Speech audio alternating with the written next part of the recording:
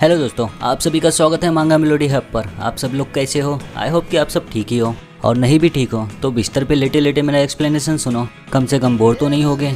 तो जैसा कि कई लोग कमेंट कर रहे थे शॉर्ट मास्टर यंगेस्ट सन के लिए, तो आज से हम वो शुरू करेंगे। ये शब्द इतना देरी से बोलने के लिए माफ़ करना मुझे, लेकिन क्या करता, मैं भी थोड़ा कंफ्यूज था क्योंकि ये सब चीज़ें पहले भी एक्सप्लेन कर चुके हैं और कई सारे लोग कर भी रहे हैं। और मेरे मन में ये था कि नया मानवा जो अभी निकल रहा है उसको कवर अप करूं, ताकि लोग बार बार ये ना लिखे कि पहले से ही एक्सप्लेन है। वैसे इससे मुझे फ़र्क तो नहीं पड़ता, कोई भी एक्सप्लेन किया रहे।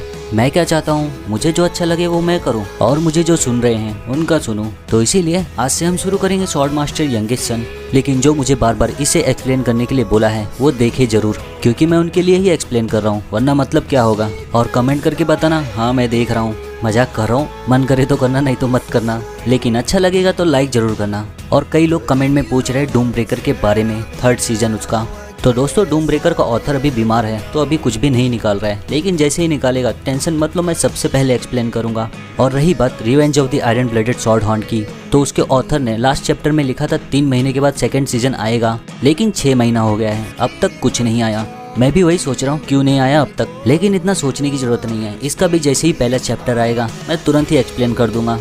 तब तक जो अभी मैं करंटली एक्सप्लेन कर रहा हूँ उसे देखिए, मेरे हिसाब से वो भी काफ़ी अच्छा है। पसंद तो आएगा ही, क्योंकि मुझे पसंद आया है तो आपको तो ज़रूर आएगा, तभी तो हो आप इधर मेरे साथ। और मेरे मन में एक और मानवा है जिसे मैं एक्सप्लेन करना चाहूँगा, वो भी शॉर्ट मास्टर यंगेस्ट सन की तरह ही है, लेकिन थोड़ा सा अलग है।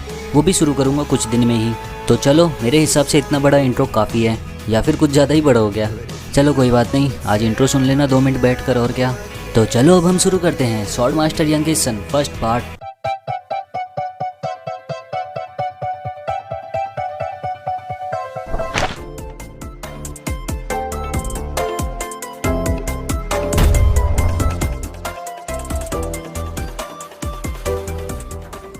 एक शॉर्ट फैमिली जो आधी दुनिया को डोमिनेट करती है अपनी पावर से, दी रून कैंडल फैमिली। ये शॉर्ट फैमिली प्रसिद्ध है उनके मेंबर्स के लिए। उस फैमिली में जन्म लेते हैं लोग शक्तिशाली शरीर के साथ और टैलेंट के साथ, और अपनी वीरता के साथ दुनिया पर शासन किया है। लड़ाई, जीतना और काबू करना, ये 3 चीजें इस फैमिली के बारे में बताती है। और इसी फैमिली में मैं जन्म लिया था, मेरा मतलब MC। मैं हूँ जिन, रून कैंडल फैमिली का यंगेस्ट सन। सिलेक्शन सेरेमनी में, जहाँ पर बच्चों के भविष्य का अनुमान लगाया जाता है, और मैं चुना था हेड फैमिली का स्वॉर्ड। खाली मैं ही एक हूँ जो फैमिली का हेड बनूंगा। उसके फादर बोलते हैं तुम वही चुने जो मैंने सोचा था। दिलचस्प, मैंने सोचा था मेरे भविष्य में मैं सफलता और प्रसिद्धि दोनों पाऊंगा, लेकिन क्या इस बात का कोई मतलब है? मेरे पास कोई टैलेंट नहीं था शॉर्ट्समैनशिप में। सभी लोग उसके बारे में बात करते हैं। रून कैंडल फैमिली में कोई ऐसा कैसे हो सकता है, शॉर्ट चलाने में इतना बेकार। रून कैंडल फैमिली की शर्मिंदगी, रून कैंडल फैमिली का अपमान, कोई ऐसा जो रून कैंडल फैमिली के स्टैंडर्ड से बहुत ही नीचे है। दी रून कैंडल्स का सबसे बड़ा बेवकूफ, जिन प्रैक्टिस करता रहता है शॉर्ट्समैनशिप की वुडन शॉर्ट से। तभी उसके भाई आते हैं, जिन क्या तो अभी भी वही लकड़ी की शॉर्ट घुमा रहा है? दूसरा भाई बोलता है इसे ऐसे ही रहने दे, मुझे नहीं लगता ये कोई शॉर्ट पकड़ेगा जब तक वो स्पेशल शॉर्ट ना हो। दूसरा वाला बोलता है मैं सोच रहा हूँ वो स्पेशल शॉर्ट कहाँ है आखिर में। पहला वाला बोलता है मुझे पता है, मैं सोच रहा हूँ बरिसाडा कहाँ है और ये लकड़ी की शॉर्ट क्यों घुमा रहा है वहाँ। ये सब सुनकर जिन को अच्छा नहीं लगता। उसके भाई नजदीक आकर बोलते हैं ओए तू जवाब क्यों नहीं दे रहा है? तेरे शक्तिशाली भाइयों को हम लोग कुछ सवाल पूछ रहे हैं। और उतने में ही एक जोर का किक मारता है, जिन गिर जाता है। उसका भाई बोलता है ये कमीना कितना बेकार है। जिन अपनी वुडन स्वॉर्ड वापस उठाने जाता है। उतने में उसका भाई बोलता है आखिर में ये चीज घुमाने की कोशिश भी क्यों कर रहा है, वैसे भी ये बेकार है। और उसके हाथ पे ही पैर रख देता है अपना। जिन कुछ भी नहीं बोल पाता। ये क्या है, बेसिक शॉर्ट्समैन थ्योरी? ओए तुझे क्या लग रहा है तू शॉर्ट्समैन थ्योरी पढ़ेगा तो अच्छा हो जाएगा शॉर्ट चलाने में? और उसका एक भाई शॉर्ट तोड़ने लगता है हंसते हुए, बोलता है इसीलिए जो इंसान फालतू है उसे मौका नहीं मिलना चाहिए। जिन बोलता रहता है रुक जाओ, ऐसा मत करो, वापस दे दो ब्रदर, रुक जाओ। लेकिन उसका भाई तोड़ ही देता है। तू अपनी जगह देखने में असफल रहा और हमेशा एक उम्मीद लगाए रखा। और उसका शॉर्ट्समैन थ्योरी भी फाड़ देते हैं। जिन बोलता है आप लोगों को ये करने की क्या जरूरत थी? उतने में ही उसका भाई बाल पकड़ लेता है, क्या बोला तूने अभी? हम लोग ये सिर्फ तेरे लिए कर रहे हैं और तू दोबारा पलट कर जवाब दे रहा है हम लोग को। दूसरा भाई बोलता है क्या तेरी नैनी ने यही सिखाया तुझे? जिन बोलता है गिली का इससे कुछ भी लेना देना नहीं। उसका भाई बोलता है तू अभी भी हम लोग का नहीं मान रहा है, ऐसा लगता है तुझे सभ्यता सिखानी पड़ेगी।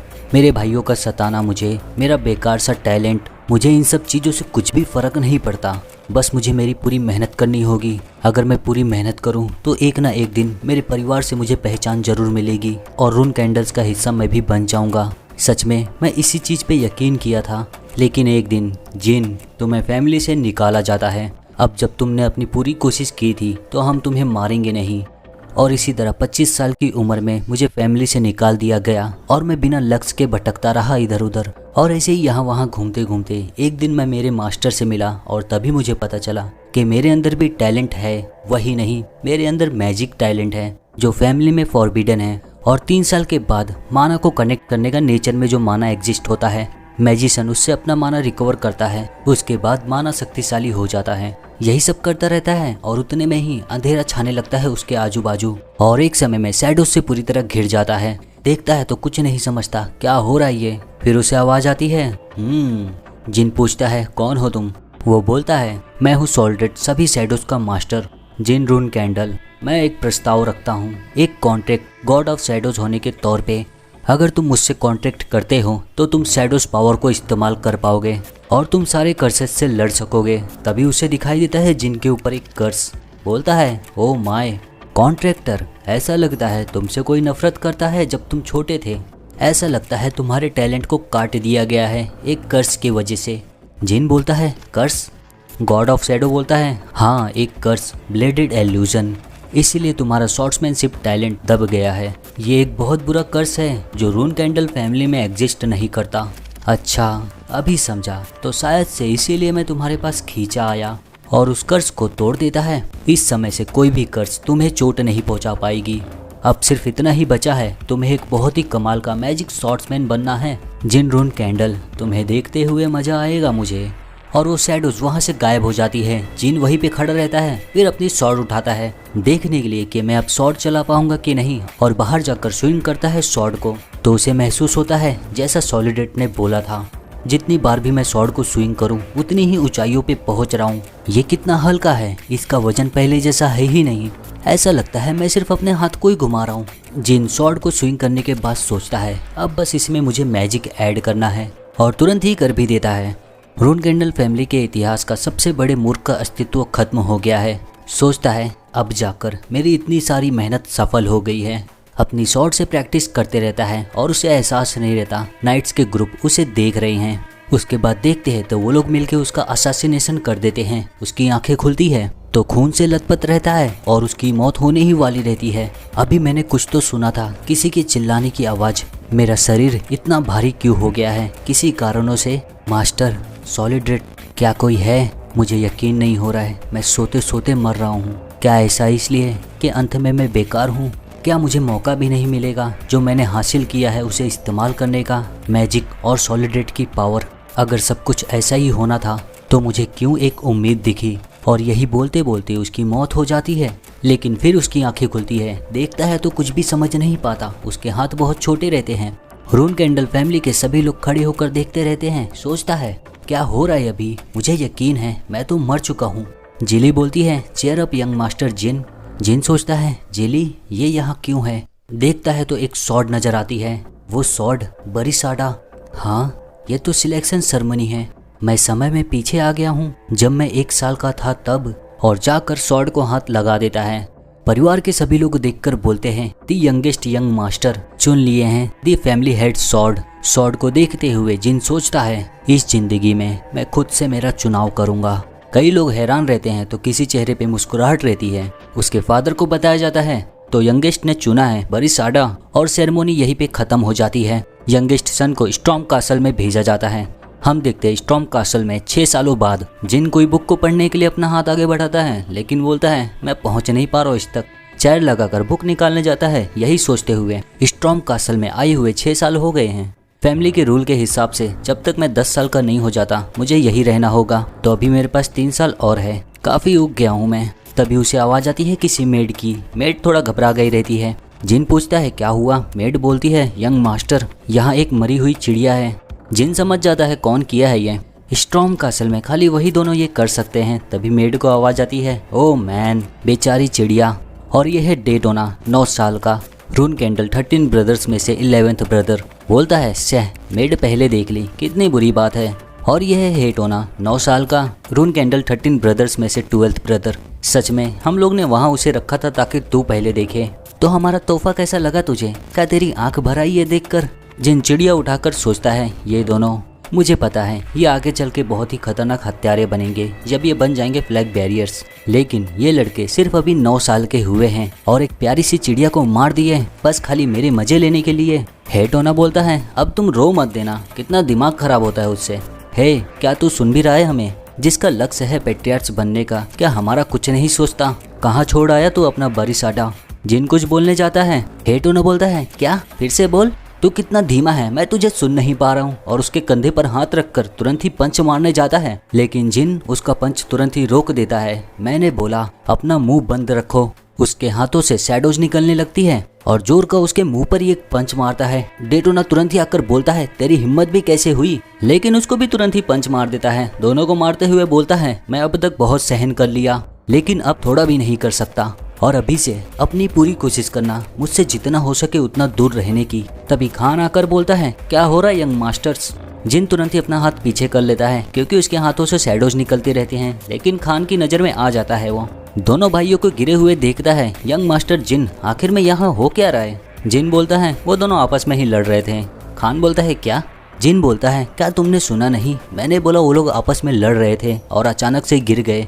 खान बोलता है अच्छा। सोचता है जैसा मैंने सोचा था रून कैंडल्स के बारे में, बच्चे भी खतरनाक है। बोलता है मैं समझ गया, तो फिर मैं इन्हें डॉक्टर्स के पास लेके जाता हूँ। जिन रोक देता है नहीं खान, इन्हें कहीं और जाना है, पहले मेरे पीछे आओ।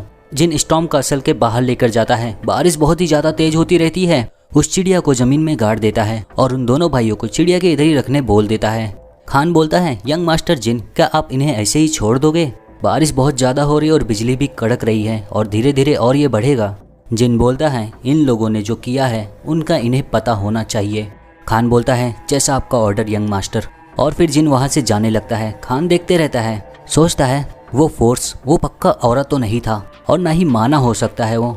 अगर ऐसी बात है तो ये चीज़ खाली ब्रदर्स के बीच में नहीं रहनी चाहिए। मुझे रिपोर्ट करना चाहिए पैट्रियार्च को। तुरंत ही अपने सर्वेंट को बुलाता है। सर्वेंट बोलता है यस सर। खान बोलता है तुरंत ही घोड़े को लेके आओ। जिन खिड़की से देखता रहता है खान को। मुझे पता था ये फादर को रिपोर्ट करने ही जा रहे हैं। खान हमारा गार्डियन नाइट है और हम पे ध्यान भी रखता है ये। अब जब उसकी नज़रों में ये मैजिक नहीं लगा होगा तो वो ऐसे ही नहीं छोड़ सकता इन सब चीज़ों को। शैडो एनर्जी, ये सबूत है मेरे कॉन्ट्रैक्ट का सॉलिडेट से। इस पावर से मुझे पता चला कि इस ज़िंदगी में भी मेरा कॉन्ट्रैक्ट वैलिड है सॉलिडेट से, और इसकी वजह से मेरा कर्ज भी हट गया। सॉलिडेट के कॉन्ट्रैक्टर होने की वजह से मैं कामयाब रहा ब्लेडेड इल्यूजन से बचने में। मूर्ख रून कैंडल, जिन रून कैंडल अब नहीं रहा और अभी से पिछली ज़िंदगी में जो कुछ भी हुआ था इस ज़िंदगी में पूरा अलग होगा। अब सिर्फ बचा इतना है, मिलना है मेरे फादर से। खान जाकर उसके फादर को रिपोर्ट तुरंत ही कर देता है। उसके फादर बोलते हैं तो टोना ट्विंस को यंगेस्ट ने मारा। खान फ्लैग बैरियर्स को असेंबल करो, मुझे जाना है यंगेस्ट को देखने। और एक शब्द में ही सभी लोग तुरंत ही आ जाते हैं और उसके फादर को बताया जाता है दी 7 फ्लैग बैरियर्स रून कैंडल के और 200 नाइट असेंबल। उसके फादर बोलते हैं अच्छी बात है, 7 फ्लैग बैरियर्स को देखते हैं। इनका नाम मैं बाद में बताऊंगा क्योंकि मुझे भी ध्यान नहीं है। उसके फादर बोलते हैं चलो चलते हैं अब स्टॉर्म कासल में। सभी लोग उसके पीछे पीछे जाने लगते हैं। तो दोस्तों ये चैप्टर यहीं पे ख़त्म होता है, लेकिन चिंता मत करो इसका नेक्स्ट पार्ट भी तैयार ही है, लेकिन बस मर्च नहीं कर पाया हूँ, मुझे कुछ काम आ गया है, इसीलिए कल सुबह ही आ जाएगा इसका नेक्स्ट पार्ट भी। अगर सुबह नहीं आ पाया तो दोपहर तक तो पक्का आ जाएगा और शाम को एब्सोल्यूट रिग्रेशन का 12th पार्ट आएगा। तो चिंता मत करो थोड़ा।